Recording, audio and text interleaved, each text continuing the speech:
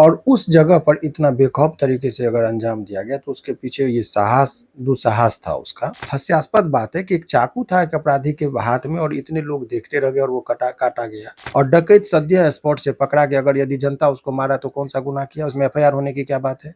तो 4 आदमी को और वो मार देता और भी विवाद बढ़ जाता। अगर आप समाज को थोड़ा छूट नहीं दीजिएगा, बहुत सख्त हो जाइएगा, तो ऐसे ही दिन दहाड़े लोग काटता रहेगा और कोई नहीं बचा सकेगा।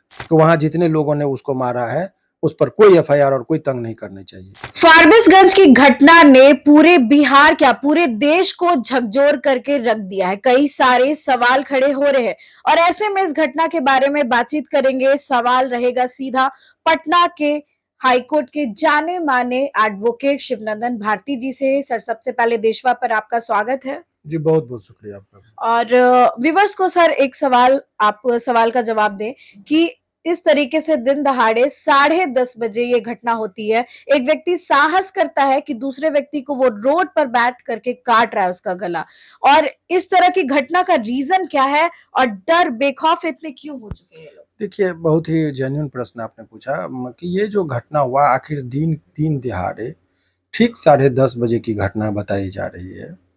और इतने एक होता है कि सेपरेट है, वो नहीं, पूरा ओपन जगह पर है, हजारों लोगों का आना जाना उस रोड पर, मेन रोड पर जो घटना हुई बाजार समिति है, और उस जगह पर इतना बेखौफ तरीके से अगर अंजाम दिया गया तो उसके पीछे ये दुस्साहस था उसका।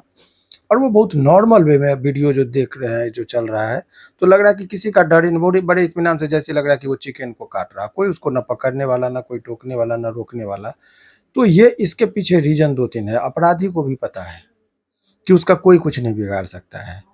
बंदूक होता तो मान के डर होता कि बंदूक से आम जनता को कि हमको मार सकता है। चाकू 5 आदमी यदि चाहे तो 1 आदमी को कंट्रोल कर सकता है। 2 आदमी जाके पकड़ता तो वो आदमी को बचाया जा सकता है, लेकिन कोई हिम्मत नहीं कर रहा है। एक चाकू से डर जा रहा है। कुछ दिन में कहेगा कि आओगे तो हम थूक दे देंगे, तो थूक से लोग डरेगा और आदमी को मारने देगा। तो ये हास्यास्पद बात है कि एक चाकू था एक अपराधी के हाथ में और इतने लोग देखते रह गए और वो काटा गया और रील्स बनाते रहो, वीडियो बनाते रहे और कोई उसको रोका नहीं। तो ये एक संवेदना लोगों की मर चुकी है। ये एक झकझोरने वाली बात है। आखिर ये संवेदना, ये वही बिहार है, ये वही ग्रामीण एरिया है जहाँ पुलिस के आने का इंतजार नहीं होता था। किसी के घर में अगर चोर पहुंचा था तो पूरा गांव के लोग इकट्ठा होकर उस चोर से या डकैत से मुकाबला करते थे। तो आखिर ये क्या हो गया? इसके लिए क्या पुलिस जिम्मेदार? तो मेरा मानना है कि पुलिस बिल्कुल जिम्मेदार नहीं है। ये मुर्दा जो कौम होगा उसको कोई नहीं बचा सकता है। ये कौम ही मर चुका है अब इसके पीछे कितने लोगों को पुलिस बचाएगी? हर आदमी पर एक बॉडीगार्ड दे दिया जाए, संभव है? अरे दिन दहाड़े हो रहा था, किसी ने 112 पर कॉल नहीं किया, पुलिस को बुलाने का काम नहीं किया, और आप पुलिस को आएंगे तो पथराव करिएगा। ये क्या, ये हो गया? पुलिस कितने लोगों को प्रोटेक्ट करेगी? दूसरी और अहम बात है, आप समझिए, कोर्ट का भी बड़ा रोल होता है। अब एक उदाहरण देंगे तो आप समझेंगे कि लोग जैसे पॉन्ड्स का प्रचार या ब्यूरो प्लस का प्रचार अमिताभ बच्चन से क्यों कराया जाता है? क्योंकि वो हीरो है। लोगों के दिमाग में ये जा रहा है कि अगर वो अमिताभ बच्चन पॉन्ड्स लगा रहा है तो हमको भी लगाना चाहिए। बिल्कुल। तो जब नेता और अभिनेता यदि कोई काम करते हैं ना, तो वो एक प्रेरणा स्रोत होता है, समाज को लीड करते हैं, इसीलिए लीडर कहलाते हैं। अभी बिहार में प्रकरण देखिए, तो अनंत सिंह जी पर इल्जाम था दुलार चंद जी को मारने का। बिल्कुल, हाँ। उनका बेल मिल गया। क्या मैसेज गया समाज को? क्या रे भाई, गोली मारा, कोर्ट ने कहा 75 को केस है, कुछ नहीं, पाँव में गोली लगने से नहीं मरी, सब कुछ वीडियो आया, लोगों ने देखा। तो लोगों के, आनंद सिंह तो कह रहे थे कि हम तो उस पे काफी बात आगे नहीं थे। कर, हम उस उनके बात पर नहीं जा रहे, हमको अनंत जी सिंह जी पर भी नहीं। एक उदाहरण मैंने समाज को दिया कि बेल अगर मिल जाता है तो लोगों को लगता है कि एक लाइसेंस है कि मारो बेल मिल जाएगा। ये नीचे तबके के लोगों के ध्यान में चला गया है। हाई कोर्ट में जो देखेंगे स्पेसिफिकली 2 आदमी मारा, 2 आदमी गया, 1 आदमी पकड़ा, दूसरा आदमी गोली मारा। हाई कोर्ट का बेल का जो पैटर्न बोला गया, स्पेसिफिक एलिगेशन किन के ऊपर है, तो ए नाम का व्यक्ति गोली मारा और बी वहां पर मौजूद था, हाथ पकड़ा, उसको बेल तुरंत मिल जाता है। तो ये जो टेंडेंसी है ना कि एक सेट फार्मूला से लोगों को जो बेल मिलने लगा है, इससे अपराधियों का मन बहुत ज्यादा बोल्ड हो गया। वो उसको पता है कि हाई कोर्ट से भी तुरंत बेल मिलता है। ये एक मैं मानसिकता की बात बता रहा हूँ। जब क्लाइंट हम लोग को कॉल करता है तो फोन करके बोलता है कि क्या सर आपसे बेल होगा, तो सो बताइए, नहीं तो दूसरा वकील तो गारंटी ले रहा है। अच्छा, मतलब आप अपराध करने के बाद इतना श्योर रहते हैं कि ये नहीं करा पाएंगे ना, हम बहुत उसको नैतिकता की बात बताएंगे, क्या सर नैतिकता की बात छोड़िए ना, दूसरा वकील तो लाइन में लगा है, हमको करा देगा। तो वो जो ये जो साइकोलॉजी का, और जज साहब दे भी देते हैं, हमको भी पता है, करे हम नहीं लेंगे, दूसरा आदमी तो बेल करा ही देगा, क्योंकि स्पेसिफिक एलिगेशन है, जनरल ऑमनिबस एलिगेशन है। तो कुछ लूपहोल्स इसमें भी है जिसकी वजह तो से ये एक न्यायपालिका को भी इस पर गंभीरता से विचार करनी चाहिए, नंबर 1। नंबर 2 कि वो जो सामाजिक दबाव था वो खत्म होता जा रहा है। समाज ही पहले चीजों को रेगुलेट करते थे। अभी समाज में क्या है कि ये बड़ा आजकल एक पैटर्न, मीडिया का भी बड़ा रोल है। मॉब लिंचिंग होता है, कहता है कि अरे कोई डकैती किया, और डकैत सद्य स्पॉट से पकड़ा गया, अगर यदि जनता उसको मारा तो कौन सा गुनाह किया, उसमें एफआईआर होने की क्या बात है? आप जनता को तो शासन उसको कुछ तो छूट दीजिएगा ना।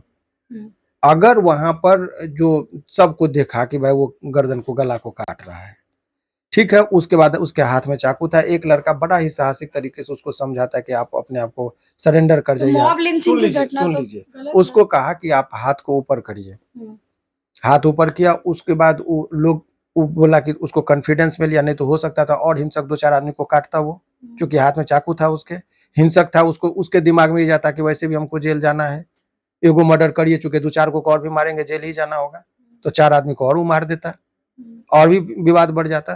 तो जो लड़का वहां पर उसको हाथ से चाकू को हटाने के लिए प्रेरित किया, क्या उसको मुख्यमंत्री से पुरस्कार नहीं मिलना चाहिए?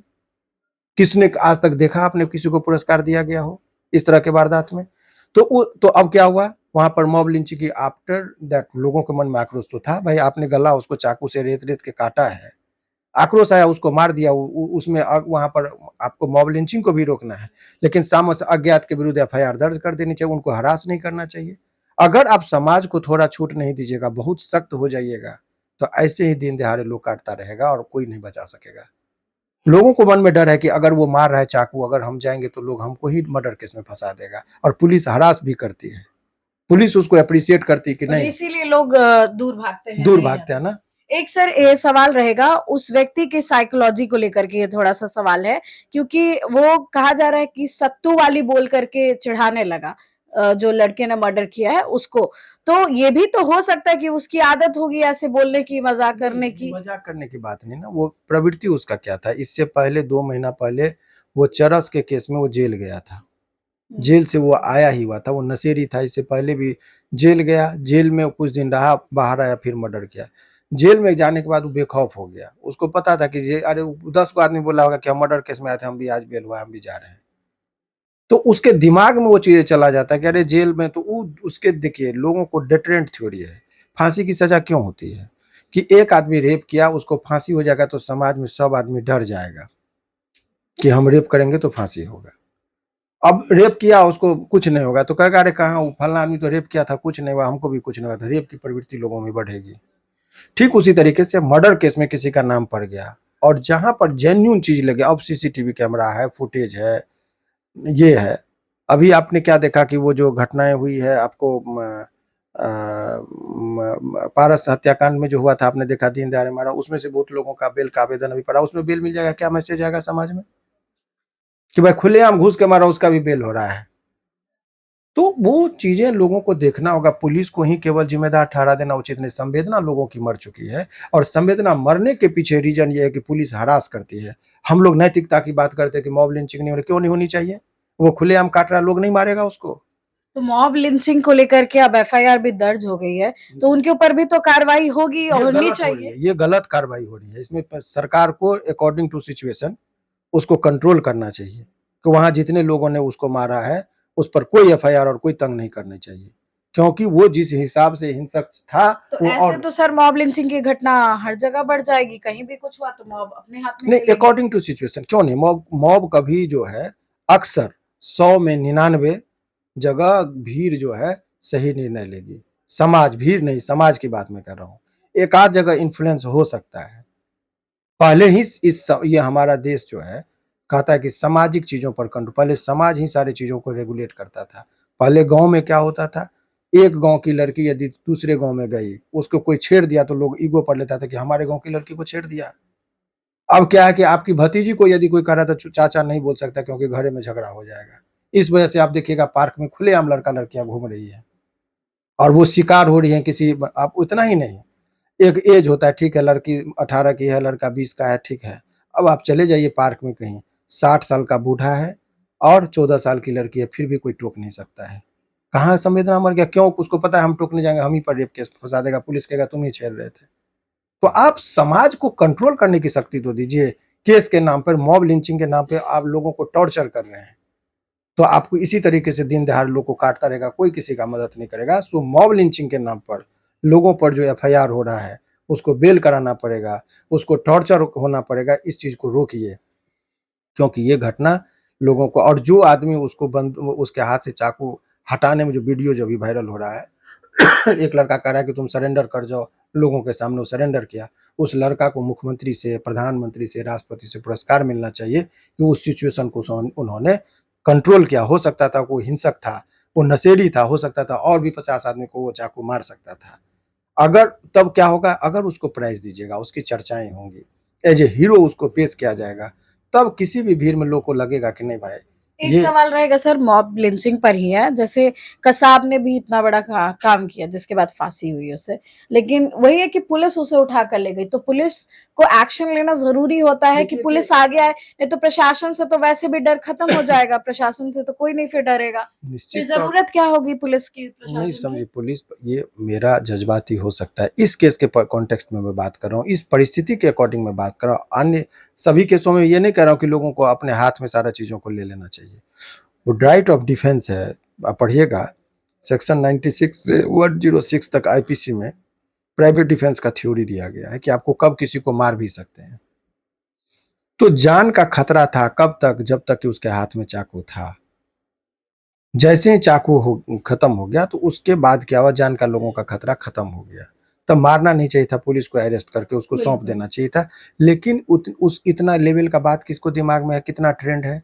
लोगों को तो क्षणिक आक्रोश है कि तुम सामने में काट रहे हो और तुमको हम मौका देंगे किसी और को काटने का। तब तो और बुज़दिल हो गया। इसीलिए उस केस में वो चीज़, चूँकि उसका सारा लाइव है, कोई डिनाई नहीं कर रहा है, एडमिटेड फैक्ट है कि उसने ही गर्दन को काटा, गर्दन को अलग किया, ठीक है? तो जब सब कुछ है तो उस पे एफआईआर करने का मतलब पब्लिक, सरकार भी सज़ा देती, कानून भी सज़ा देता, लोगों ने सज़ा दिया। हमारे हिसाब से उस पर किसी पर एफआईआर नहीं होनी चाहिए। आखिरी सवाल है सर, इस तरह की घटनाएँ लगातार देखने को मिल रही हैं, तो कहीं न कहीं पुलिस प्रशासन का डर अब लोगों के मन से खत्म हो चुका है, फ़ेल हो चुकी है? कानून का डर खत्म हो गया। कानून का डर खत्म है। अब उसको कानून लगता है कि कानून में इतनी कमज़ोरियाँ हैं, कहते हैं ना कि 395 अनुच्छेद हैं भारतीय संविधान में, वो अनुच्छेद नहीं, कोई ना कोई छेद है जिससे लोग न निकल जा रहा है कानून का लेकर। यही चीज़ें समझिए। धन्यवाद सर। देखिए, फारबिसगंज की घटना जब से सामने आई है, कई सारे सवाल खड़े हो रहे हैं। जिस तरीके से उस सत्तू वाले ने दूसरे व्यक्ति को काट दिया बीच रोड पर, लेकिन कोई भी रोकने के लिए आगे नहीं आया। सभी वीडियो बनाते रह गए और उसके बाद मॉब लिंचिंग भी किया गया। अब ऐसे में बड़ा सवाल ये है कि आखिर क्यों इतने लोग जो है वो डरना छोड़ चुके हैं या फिर डरते हैं कि इस तरह के लोगों को नहीं पकड़ें। अब ऐसे में सारी जवाब देते हुए नज़र आए हैं पटना हाईकोर्ट के एडवोकेट जाने माने शिवनंदन भारती। आपका क्या सोचना है कमेंट सेक्शन में जरूर शेयर करें और देखते रहे देशवा न्यूज।